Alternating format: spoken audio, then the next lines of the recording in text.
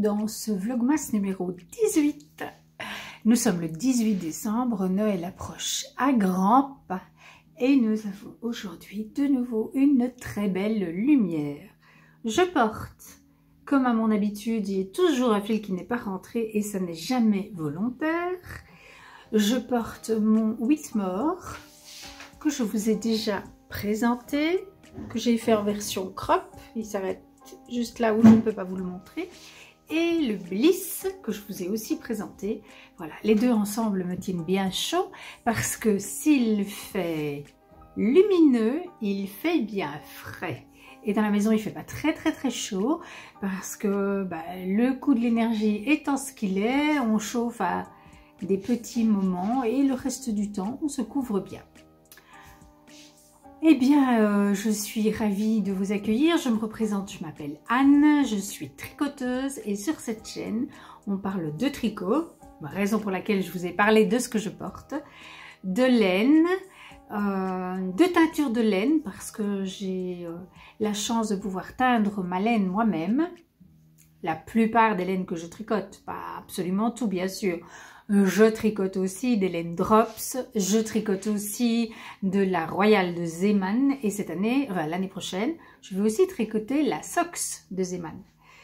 Voilà, donc je vous accueille avec grand plaisir dans ces épisodes de Vlogmas. Je viens tous les jours vous parler de mes tricots et pour l'Avent, mon amie Sylvia m'a concocté un magnifique calendrier de chaussettes. J'ai fait la même chose pour elle. Donc nous avons switché, échangé nos calendriers lorsque nous nous sommes vus au mois de juillet. Et donc tous les jours, je vais ouvrir deux petits pochons qu'elle m'a préparés. J'ouvre aussi un petit pochon que j'ai fait pour faire des chaussettes de reste à mon mari. Donc j'ai deux paires de chaussettes de reste, une pour moi et une pour mon mari.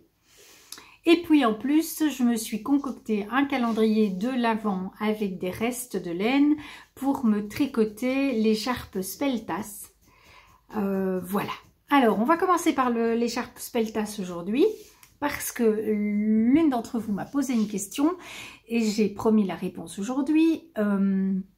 Donc, j'ai oublié ton prénom, tu m'excuses, mais l'une d'entre vous a été séduite par mon exemplaire du Speltas et a décidé de se faire un calendrier de l'Avent avec ses restes de laine l'année prochaine pour se tricoter le Speltas. Et je la félicite parce que ce genre d'initiative, moi, me réjouit quand on décide de se faire du bien, de se faire plaisir, avec quelque chose qui en plus ne coûte rien du tout puisque ce sont des restes de laine, vous les avez chez vous et donc voilà. Alors je la remontre et j'en profite pour vous montrer ce que j'ai tricoté hier. Non, c'est ceci que j'ai tricoté hier. J'ai déjà remis les mailles sur l'aiguille pour la suite, donc voilà.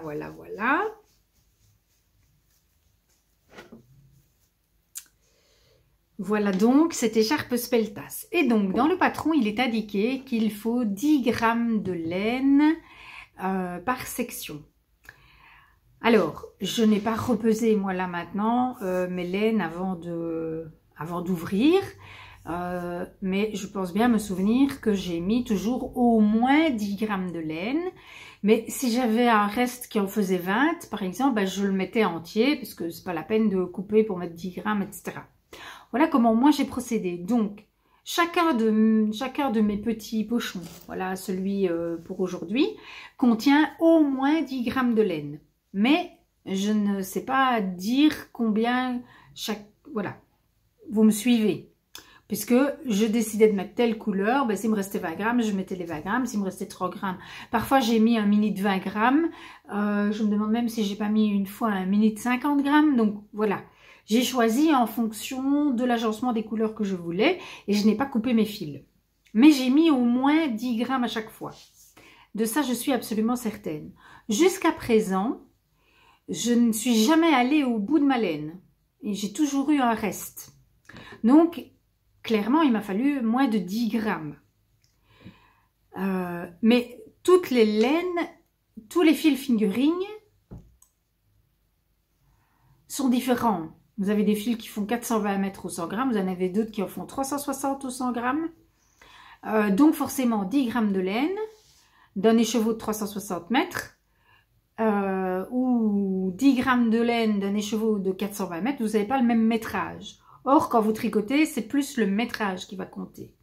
Donc, ce que je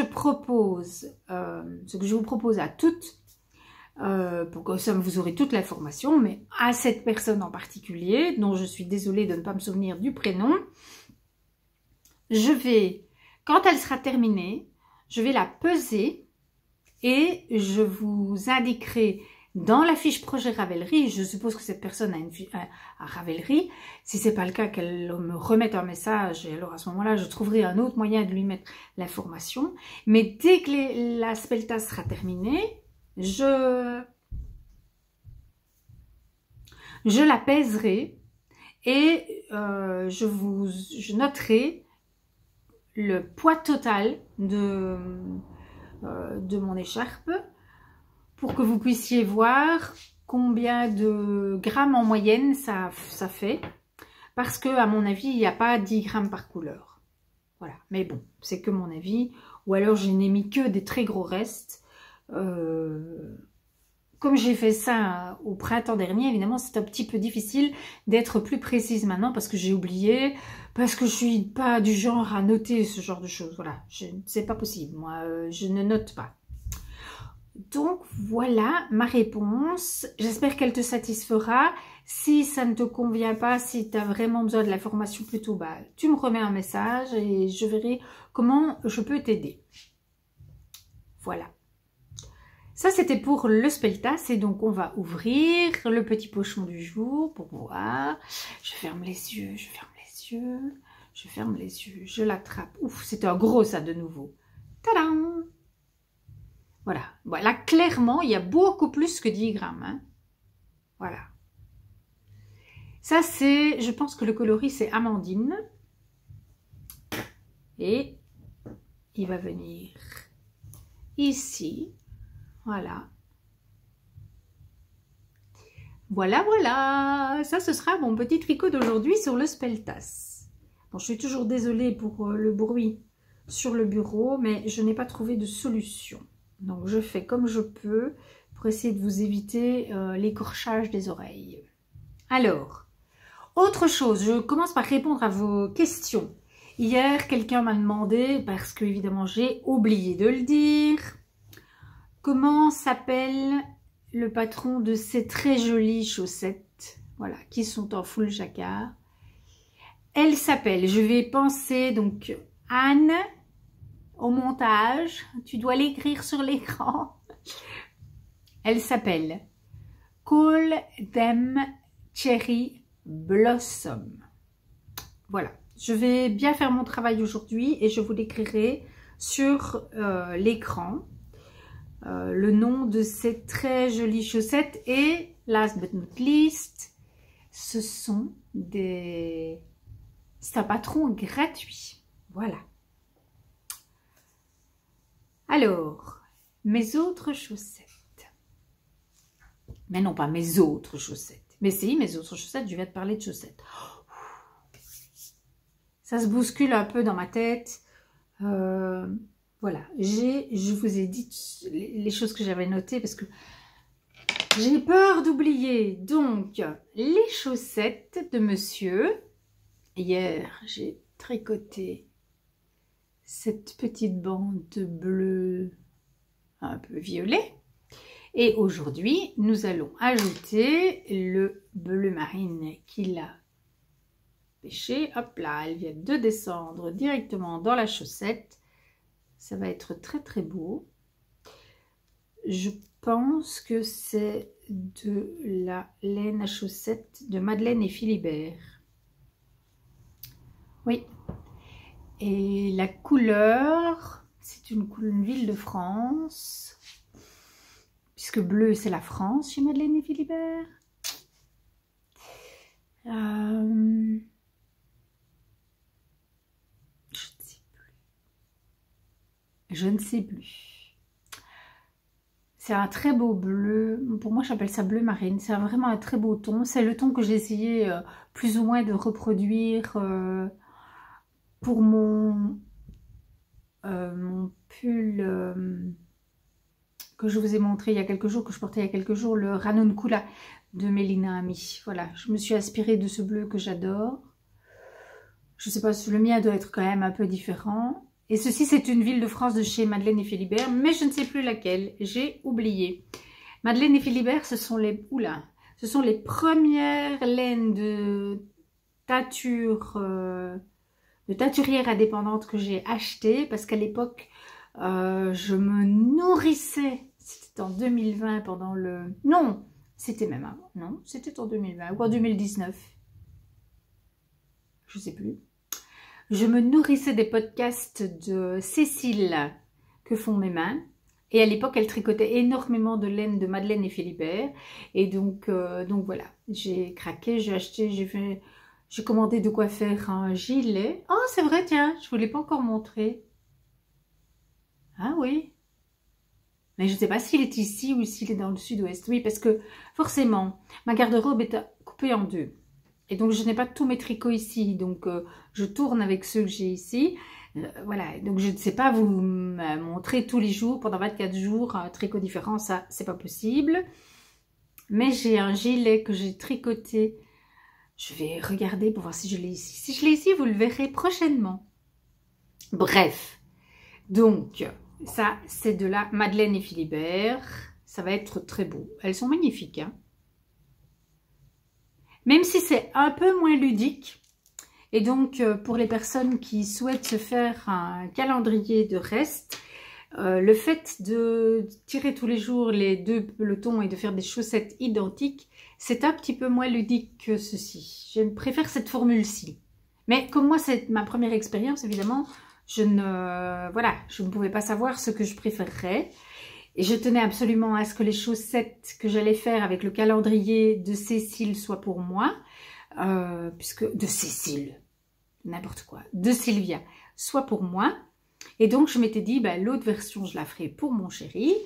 Et voilà, mais l'année prochaine, je ferai du full aléatoire. Voilà. Je vais ouvrir les deux petits pochons. Ah, là, il y a des choses à la place en plus.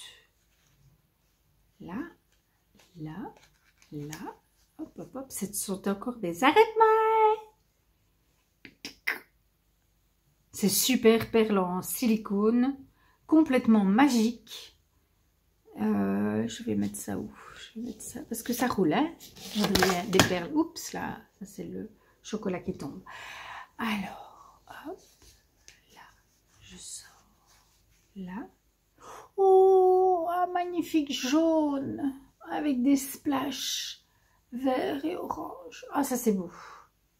Et ça c'est, tac tac, alors, c'est de la Manos del Uruguay Alegria, le mérino nylon, et la couleur c'est la Vida Loca. Voilà. Et Sylvia les a utilisés dans le cal botanique. Donc ça c'est couleur numéro 1. Couleur numéro 2.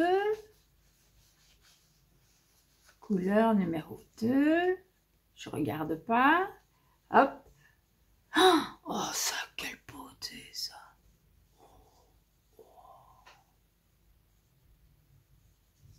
Ça, ce serait bien du bruit des aiguilles, non? Qu'est-ce que vous en pensez? Ah non. Ah non. Ah je ne sais pas. Puisque elle m'avait dit, tu auras un deuxième Yolène de Christelle Tricotte, mais ce n'est pas de la Yolène de Christelle Tricotte. Eh bien Sylvia, est-ce que ça ne serait pas du bruit des aiguilles, ça? Voilà. Si tu te souviens, donne-moi l'info, elle est splendide. Maintenant, c'est peut-être de la... Christelle Tricotte, mais au niveau de la douceur... ça serait bien du bruit des aiguilles. Bon, bref, c'est pas très grave. On s'en fiche après tout. Ce qui compte, c'est qu'elles vont aller très bien sur mes chaussettes. Alors, eh bien, écoutez, ça va aller tellement bien là au-dessus. Non? Ah, c'est quelle association magnifique. Je crois que je ne vais pas résister et je vais les mettre là. Aïe, aïe, aïe. C'est plus compliqué les petites boules là. Et là, je vais mettre le jaune. Voilà. Oui, je vais faire ça. Ou alors, je fais le contraire. Oh, ben je ne sais pas. Eh ben, je ne sais pas. Mais là, il y a déjà, dans celle-là, il y a déjà du jaune flashy là. Donc, je vais mettre le jaune flashy sur l'autre. Oui. Voilà. C'est décidé.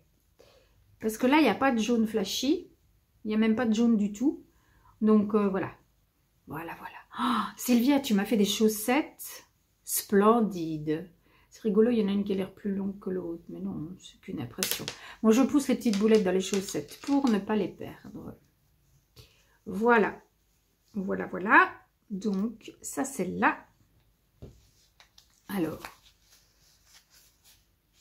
je vérifie que je n'ai rien oublié dans les petits pochons.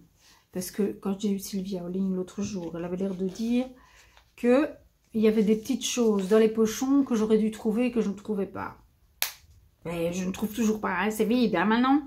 Il ne reste plus que l'étiquette. Bref, voilà. C'est un mystère. Alors, chocolat. Alors, aujourd'hui, chocolat. Ouh là là. Aujourd'hui, c'est une mini barre cacao. Petite pépite pralinée cacao et noisette. Ça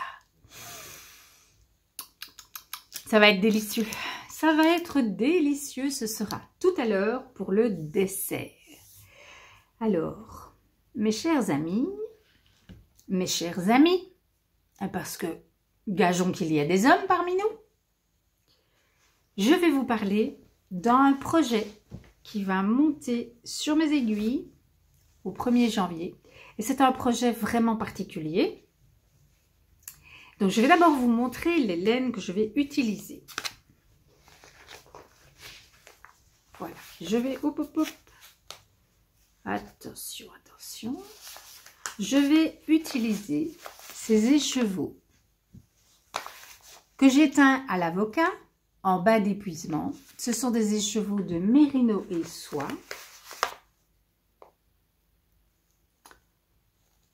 Voilà, donc c'est un rose très tendre comme ça.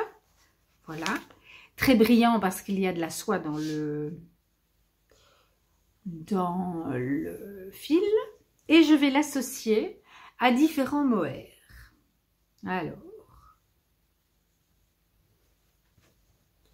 je vous montre cela.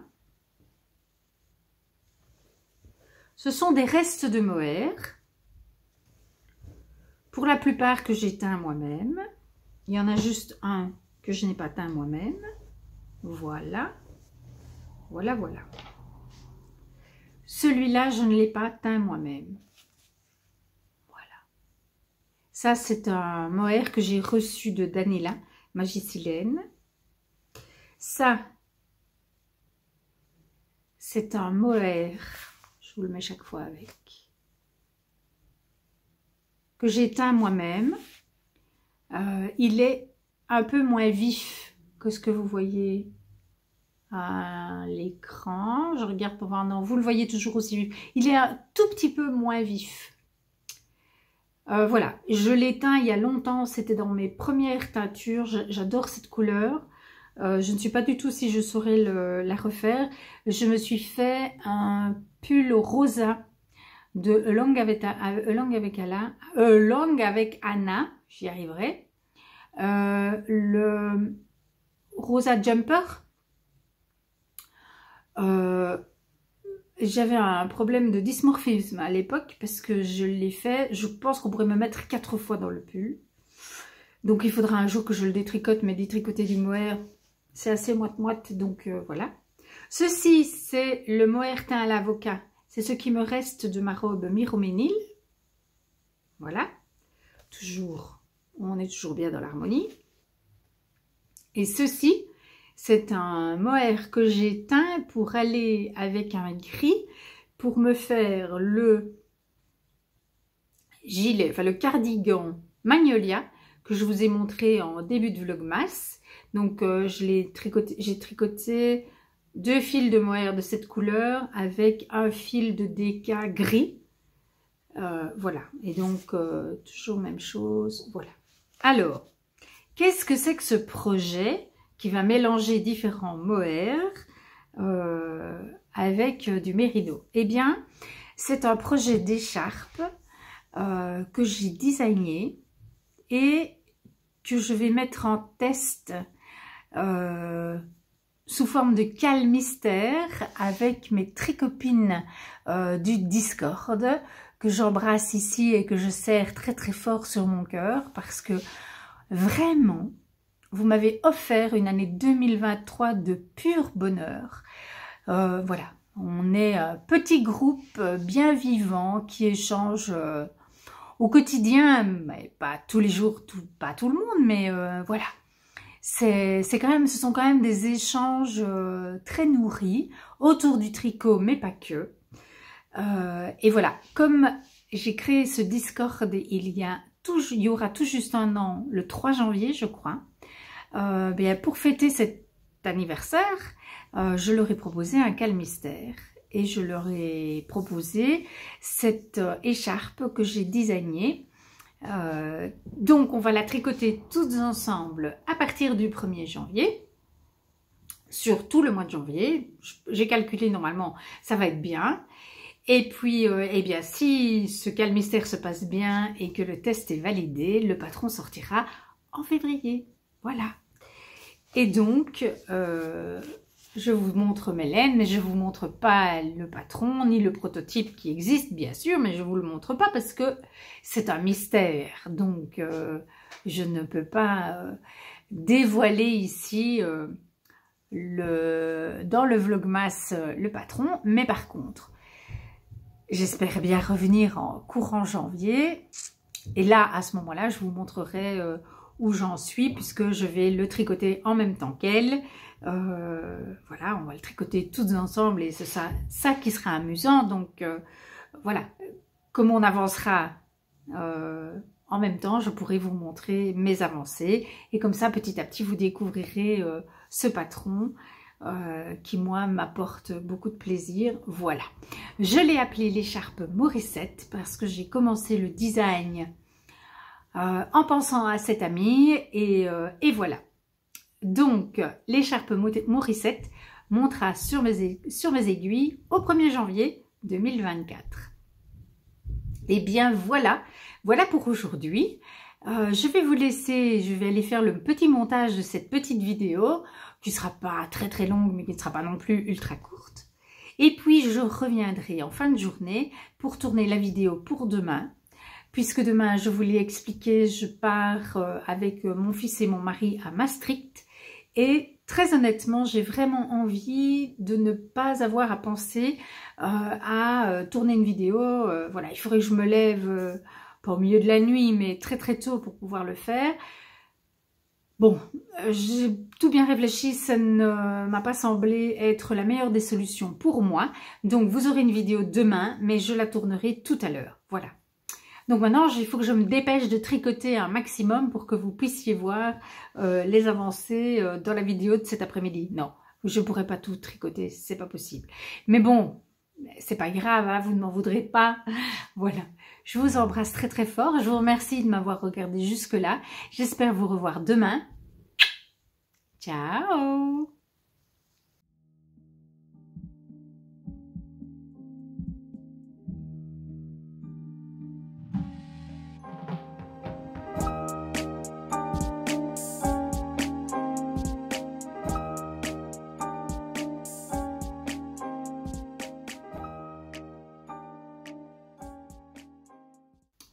Je voulais vous dire encore quelque chose par rapport au... Oui. Non, c'est pas important. Enfin non, c'est parce que je vous le dirai à un autre moment. Oh là là, elle est nulle cette fille. Elle dit des choses qu'elle va dire. Elle dit qu'elle va dire des choses et puis elle ne les dit pas. Elle dit... Oh Oh, c'est nul. Bon, si j'y pense, je couperai ça là au montage.